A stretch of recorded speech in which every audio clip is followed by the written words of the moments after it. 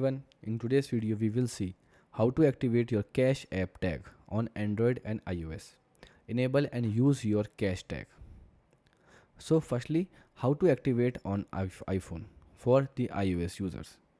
The step 1, open the Cash app on your iPhone and sign in into your account. Now tap the Money tab at the bottom of the screen. Now select your Cash app card from the top of the page. Under the Manage section, tap Activate tag. The step 5, place the Cash app tag flat over the front facing camera. Keep the center of the tag aligned with the camera. Now, let the upper portion of the tag extend slightly beyond the top edge of your iPhone. Now hold the tag steady for a few seconds until the app confirms that your tag has been successfully activated. Now we will see how to activate on Android. So the step 1, launch the Cash app on your Android device and log in. Now tap the Money tab on the home screen. Select your Cash app card.